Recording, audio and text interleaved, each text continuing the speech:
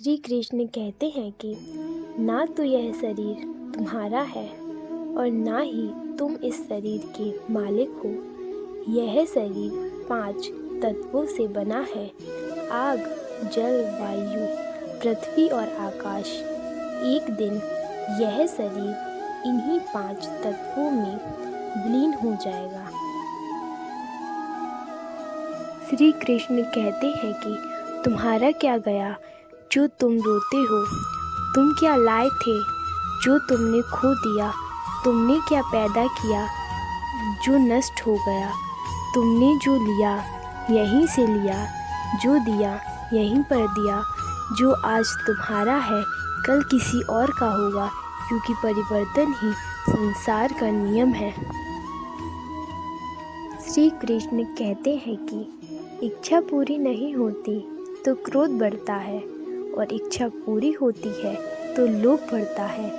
इसलिए जीवन की हर स्थिति में धैर्य बनाए रखना। श्री कृष्ण कहते हैं कि अगर तुम अपना कल्याण चाहते हो तो सभी उपदेशों, सभी धर्मों को छोड़कर मेरी शरण में आ जाओ। मैं तुम्हें मुक्ति प्रदान करूँगा।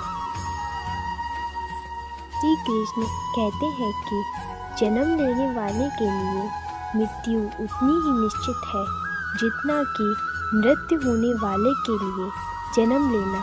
इसलिए जो अपरिहार्य है उस पर शोक मत करो। श्री कृष्ण ने कहा है कि अगर तुम्हें किसी ने दुखी किया है तो बुरा मत मानना।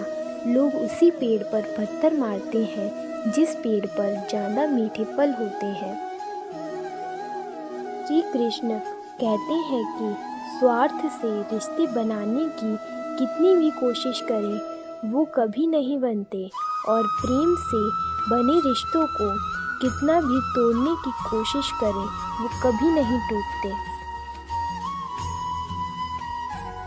श्री कृष्ण कहते हैं कि हर किसी के अंदर अपनी ताकत और अपनी कमजोरी होती है। मछली जंगल में नहीं दौड़ सकती और शेर पानी में राजा नहीं बन सकता, इसलिए अहमियत सभी को देनी चाहिए। श्री कृष्ण कहते हैं कि अगर कोई मनुष्य हमारे साथ बुरा कर रहा है तो उसे करने दो। यह उसका कर्म है और समय उसके कर्म का फल जरूर देगा। लेकिन हमें कभी भी किसी के साथ बुरा नहीं करना चाहिए, क्योंकि यही हमारा धर्म है। श्री कृष्ण कहते हैं कि भाग्यशाली वह नहीं होते जिन्हें सब कुछ अच्छा मिलता है, बल्कि वह होते हैं जिन्हें जो मिलता है उसे वे अच्छा बना लेते हैं। श्री कृष्ण कहते हैं कि बुरे कर्म करने नहीं पड़ते, हो जाते हैं, और अच्छे कर्म होते नहीं, करने पड़ते हैं। जो मनुष्य अपने धर्म पर अहंकार करने लगता है तब उसके हाथों अधर्म होने लगता है। श्री कृष्ण कहते हैं कि झाड़ू में जब तक बंधन होता है तब तक वह कचरे को साफ करती है। बंधन खुल जाने पर झाड़ू खुद कचरा बन जाती है। इसलिए हमेशा अपनों से बंधे रहिए, क्योंकि अनेकता में ही एकता होती है। श्री कृष्ण कहते हैं कि वो सपने सच नहीं होते जो सोते वक्त देखे जाते हैं। सपने वही सच होते हैं जिनके लिए आप सोना छोड़ देते हैं। श्री कृष्ण कहते हैं कि मनुष्य जैसा लेता है आहार वैसे ही बन जाते हैं उसके विचार। समय कभी एक जैसा नहीं होता। उन्हें भी रोना पड़ता है जो बेवजह दूसरों को रुलाते हैं। श्री कृष्ण कहते हैं कि जो लोग किसी सच्चे व्यक्ति का दिल तोड़कर किसी तीसरे के पास खुशी ढूंढने के लिए जाते हैं वह अक्सर धोखा ही खाते हैं। जो मनुष्य अपने जीवन को अपने अतीत या अपने भूतकाल के भरोसे जीते हैं उन्हें श्री कृष्ण मार्गदर्शन देते हुए कहते हैं कि मनुष्य का जीवन ना तो उसके भूतकाल में है और ना ही भविष्यकाल में है। मनुष्य के जीवन का असली सुख तो वर्तमान में ही है, इसलिए हर मनुष्य को अपने वर्तमान के जीवन का पूरा आनंद लेना चाहिए और निस्वार्थ भाव से सत्य कर्म करते रहना चाहिए। श्री कृष्ण कहते हैं कि जिस प्रेम के रिश्ते में स्वार्थ, अहंकार या मतलब होता है, वह रिश्ता प्रेम का रिश्ता कभी नहीं कहला सकता, क्योंकि प्रेम का रिश्ता निस्वार्थ होता है, यानी प्रेम के रिश्ते में कोई स्वार्थ नहीं होता। श्री कृष्ण कहते हैं कि मनुष्य के जीवन के दुखों का मुख्य कारण उसके खुद की आशाएं और इच्छाएं होती हैं।